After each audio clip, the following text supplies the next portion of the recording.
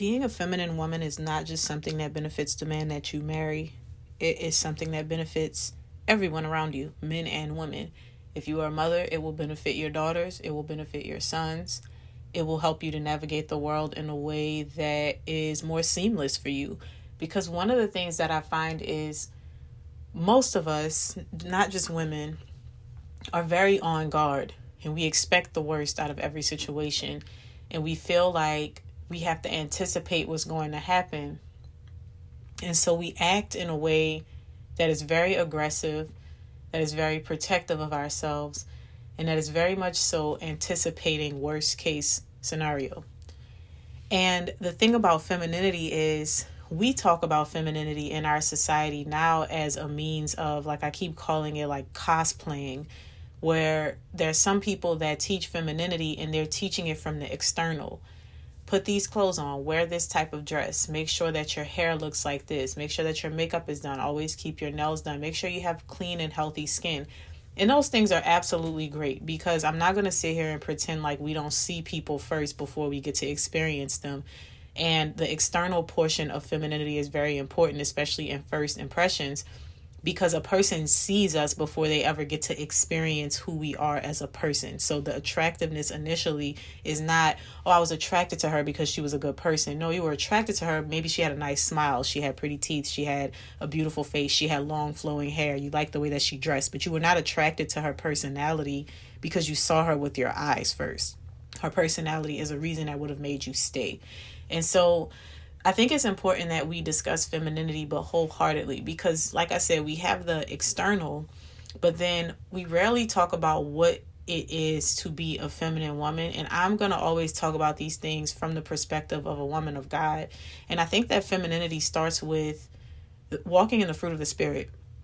And the thing is, that verse in Galatians 5:22 is not for women. It's for people who want to align themselves with the word of God, who want to be more Christ-like, who want to walk in the Spirit so that they are not taken over by their flesh. But the beautiful thing about that is, if you walk in the Spirit and if you embody those things, you will naturally be more feminine.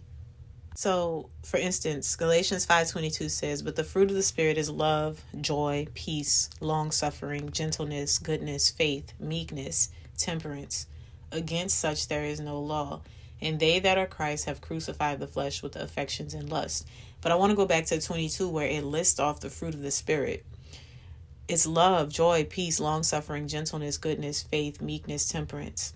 And so when you as a person embody those things, I think that you will naturally walk in what it is that God called you to be, whether that's masculine or feminine.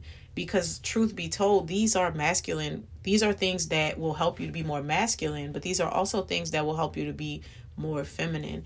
And I want to focus solely today on the fruit of the Spirit when I have this conversation, but because there are other verses that you can read about being a wife and how you should show up. You can visit Proverbs 31 just to think about the characteristics and the womanhood that she embodies. Because while a lot of people like to present these polarizing things, like we'll say, oh, a woman shouldn't work and a man should do all of the work. That may be true, but that doesn't mean that a woman's work is not valuable, and that just because you are staying home and not working outside of the home in a traditional sense, that you don't have value to contribute that can bring prosperity to your home.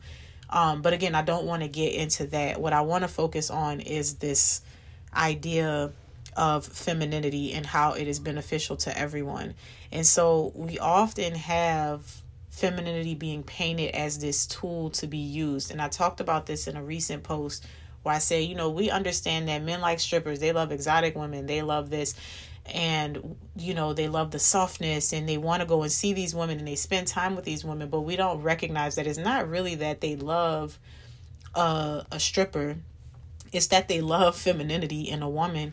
And the thing is, whether or not a woman who dances for a living is actually like that in real life, she does turn it on for her job. And that hyperfemininity takes the man to a place of, one, she's visually appealing. So she's pretty to look at. She has a lot on display as far as, her body is concerned. She is not nagging him in the way that his wife has been nagging him, because she wants connection. She wants him to be there. She wants him to show up and do the things that he wants to do. And she doesn't have the tools or the know-how to communicate to him to communicate with him rather, without nagging him. And so this woman who is disconnected from all of these things in his life, this woman whose sole job is to be pleasing to a man, she's very successful because she doesn't have to worry about all those things. She's just being here and connecting with him. And so what I want us to realize is, a lot of times as women, we don't take note of things that are very valuable to us and our understanding. So we will say, men shouldn't do that. And they shouldn't be out here cheating, and they shouldn't be out here wanting to be around women who basically manipulate them for their money. But there's so much to be unpacked there. Even when you think about, and I said this in the post too, where when you said like, oh, he cheated on me with a girl that was uglier than me. Sometimes it may be because she was emotionally available. It may be because she was more feminine in ways that he can't describe. And I say all the time that men are pretty simple. Men are pretty simple, like they are. And they're so simple sometimes that they can't even articulate those things in a way to help you as the woman to understand. And some men who are into those things, because I'm not going to sit here and say that every man loves to go see a stripper. I'm using that as an example to make you understand that all men who go to places like that and frequent strip clubs and they solicit women for sex work, it is so much deeper than the sex. It is the emotional support that they think they're getting from these women. It is the perfect woman on demand that they are getting. And what I'm saying as women is, we need to recognize that you shouldn't be trying to compete with these women visually. You shouldn't be trying to compete with these women to be sexually compatible with a man. What you need to recognize is, a lot of the work that these women do is just embracing femininity. And so why did I bring that example up if I'm going to talk about femininity as a whole? It's because I want you to understand how powerful being a feminine woman is to everyone around you. If you have children, being more feminine, having peace and joy, being gentle is something that your children are going to appreciate so much. And if you do it well, your children will embody that as a part of their character. I cannot tell y'all how, like, a few years ago, I remember noticing that my oldest daughter was a little snappy, and she was sometimes very irritable with her sister. And I would ask her about it and we would talk about it. And then I would notice in my behavior, it's because I was snappy. So she was embodying the things that I was doing, and then she was acting it out with her sister. Fast forward to now, it's so funny because everybody that my children interacts with, their parents will be like, oh my goodness, your children, they're so sweet. Like, they're so mild-mannered. They're such little cute, And that's not to say that they're like super docile, because they are active and they loud and they get busy. But their characteristics and the way that they speak to people and the way that they interact with people, they are very mild-mannered kids. They're very peaceful. They're very gentle and understanding with other people. But I could not teach that to them if I was not first embodying that in myself. Another thing that you should understand is learning to be patient. Learning to have temperance means that you are pretty even-tempered. You're not short-tempered. You're not angry one minute, sad the next minute, super happy the next minute. You're pretty even-tempered. And that is something that is very difficult to practice, because things are going to happen. Things are going to happen. Your kids are going to upset you. Your husband might say something to make you upset. They might do and say things that set you off. You might experience things out in the world where people act quickly. Road rage, for instance. I can't stand to be cut off, but I've learned to go from a place of, shouting and screaming about it to just being like, you know what? Thank you, God, that I wasn't following this car too close, because I would have had to slam on brakes. We good. It's okay. Maybe they got somewhere to be. And I'm not going to say that this is an easy thing to do, but what I'm trying to bring home to you is that embodying femininity is something that benefits everyone. So I really want us to stop using femininity as a tool to try to get the things that we want. And I want us to start using it as the tool that God gave us to be the best that we can be. And I'm speaking specifically to women here. So walking in your femininity means not abandoning those things about yourself. It means that you don't have to feel like you have to be more masculine in a specific space just to get the things that you need, because there are ways that as a woman you can handle situations that will play better to your favor than if you try to act like a man. And the thing is, somebody asked, she was like, I really need help with femininity. Like, what should I do first? And I don't want to, because this is not something that I feel needs to be taught so much as, like, there's no 12 points of femininity. I think it is less about that, and it is more about doing the work of seeking out God and allowing him to give you that joy and peace, allowing the Holy Spirit to move with you, because you will start to let go of some of the things that you believe. Most of the time, we're pulled out of our femininity when we're responding to things that happen around us. You are betrayed by somebody that you love, and now you're angry, and so you abandon that femininity to be reactive. But when we stop placing our identity in things, like, let me give a specific example. Let's say your boyfriend or your husband cheats on you, and you have so much identity and trust placed in this relationship. So it shatters you and it hurts, and it makes it feels like it breaks you. And now you're angry. And so you're going to react in that anger. Whereas if you are there in that relationship, especially if this is your husband, you're there in that relationship and you're showing up and you're doing all the things, and your trust and your faith is in God, yes, it's still going to hurt. I'm not going to say that just because you have God, when somebody does things to you, you're not going to feel it. It's still going to hurt. It's still going to be something that, it makes you feel lost, but you're grounded and rooted in the peace and the joy and the satisfaction of Jesus. So it's kind of like one of those things where now, because I am Holy Spirit filled, it's not even in me to act like that. You got it. That was your decision. And whatever I decide to do going forward, it is going to be from a place of peace, from a place of temperance, because it is harder to pull me out of my character these days. And so that's what I mean by embodying that femininity. Because femininity, honestly, if we only go externally, that would be to say that when you go to sleep and you're doing your skincare and you're looking all crazy when you wake up in the morning, you're not feminine. No, you're always feminine. You're always a woman. It's learning to put the things of the external down. It's learning to forgive. Because I will tell you, I think something that a lot of women specifically hold on to and keeps us from really embracing and walking in our femininity in a way that's very effortless is holding on to unforgiveness. Because when you hold on to unforgiveness, it justifies you acting in a way that is very aggressive. It justifies you acting in a way that is out of malice sometimes. It justifies you acting in a way that will allow you to seek revenge. And it's just not a healthy thing, because when we hold on to that unforgiveness, it just makes us bitter. And you cannot be exercising femininity and joy and peace and gentleness and goodness if you're bitter. Because if you're bitter, you want everybody else to feel that around you. I experience bitter people all the time, especially on the internet. And I have learned to not respond to those things with what it is that they want you to match them with. So like, even I'm growing in my ability to respond to sarcasm, because before I just didn't respond to it at all, because why are you being sarcastic? But now I realize a lot of times people's sarcasm is a protection for them. So they feel like they can be sarcastic so that whatever you say back to them, it can't hurt them because they were being sarcastic. And so you also have people that try to provoke you. And in those people provoking you, my question is, are you going to allow them to make you bitter and resentful and angry so that you can come out of character? Because I will say, where there is bitterness and resentment and anger, there cannot be joy and peace and gentleness and goodness. And like, those things cannot coexist.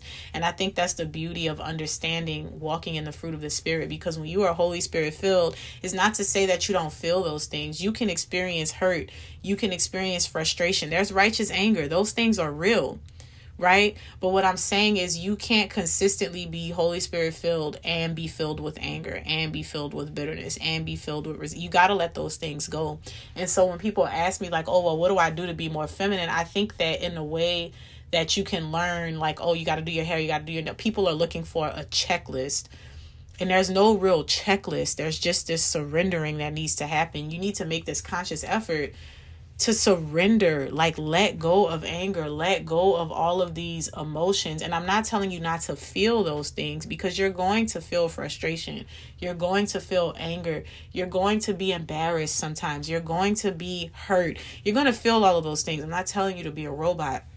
But what I'm telling you is the difference is when you have that long-standing peace, long-suffering gentleness, and you have that ability to go to God in prayer, and you have that ability to lay those things down and to be like, this is not my burden to carry, God. This person did this thing to me and I forgive them. I don't want to hold on to this. I don't like the way that I feel in my heart when there's resentment and bitterness. I need you to clean this up. I need you to take this from me. Take this burden from me. I forgive them. I release that. I don't want to hold on to it. I don't even think they knew what they did. I don't know if they intentionally did it. And I don't want to be held captive to this thing.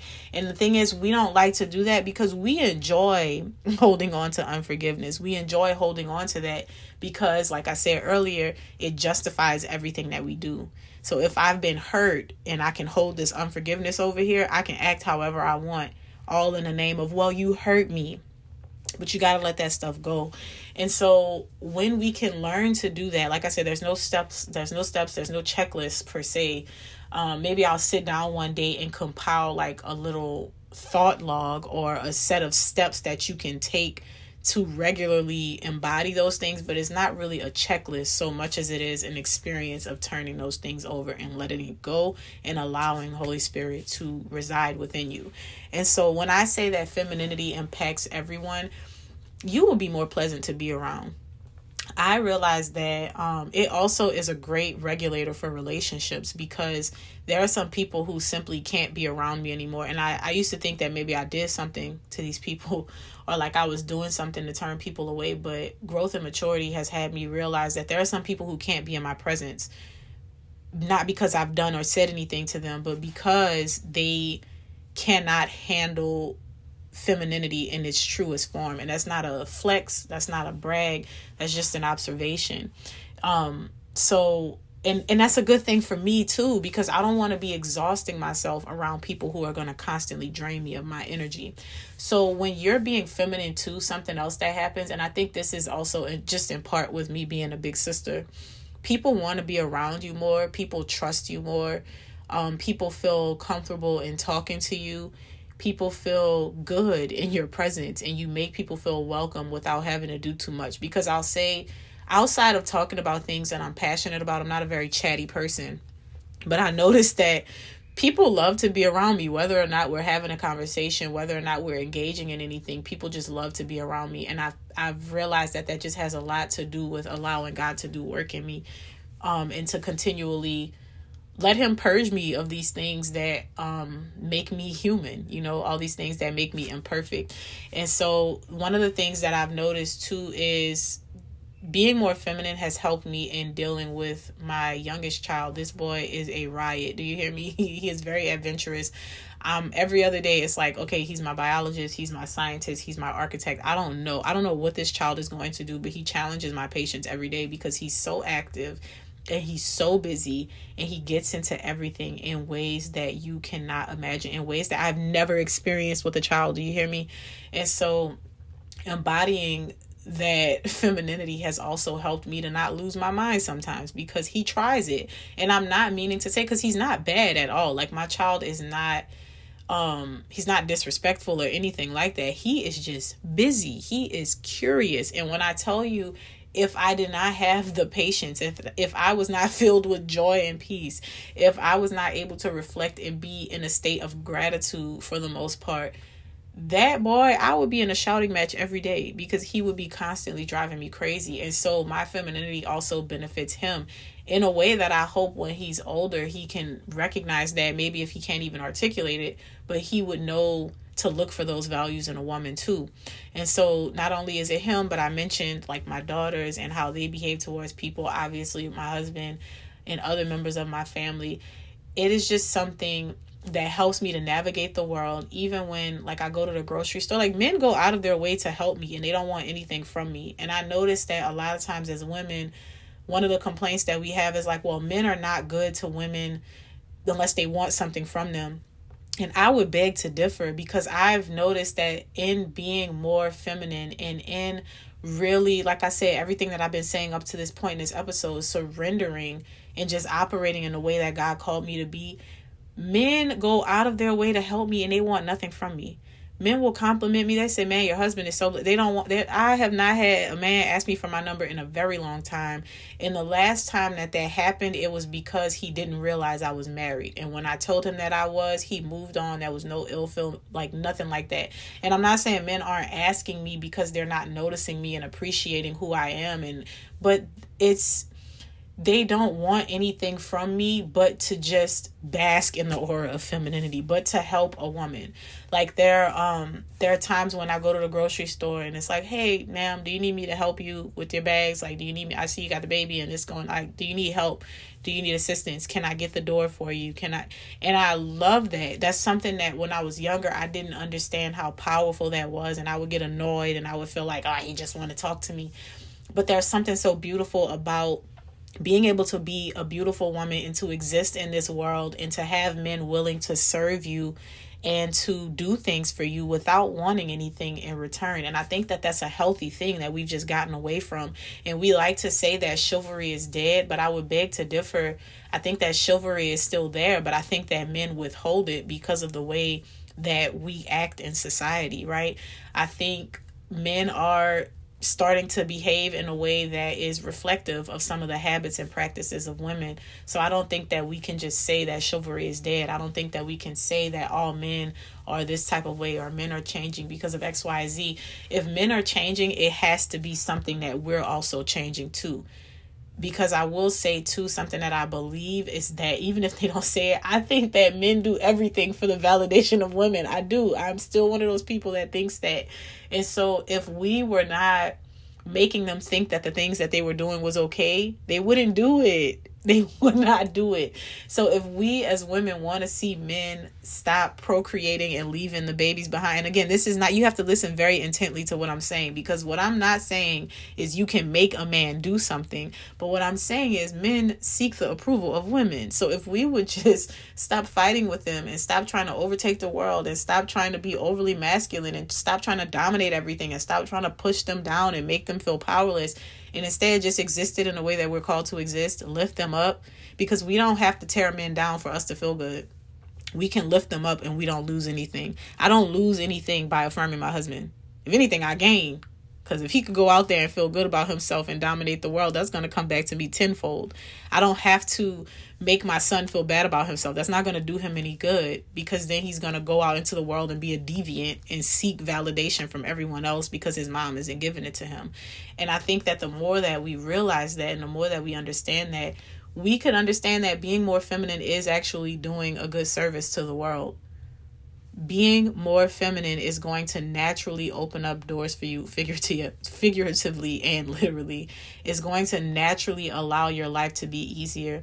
I even think that some of the opportunities that I've been given have been because I don't seek out a lot of opportunities. I'm in a place where now I just kind of exist, and I noticed that God is just placing things in front of me just from being feminine, existing, taking care of my family, doing the things that I'm supposed to be doing. Opportunities fall in my lap. And so being feminine has benefited everyone around me. And femininity is not just a costume that you put on. It's not just a thing that you can do to get what you want. You have to actually practice it and learn to embody it as part of your lifestyle to reap the entire benefit. I will see you in the next episode.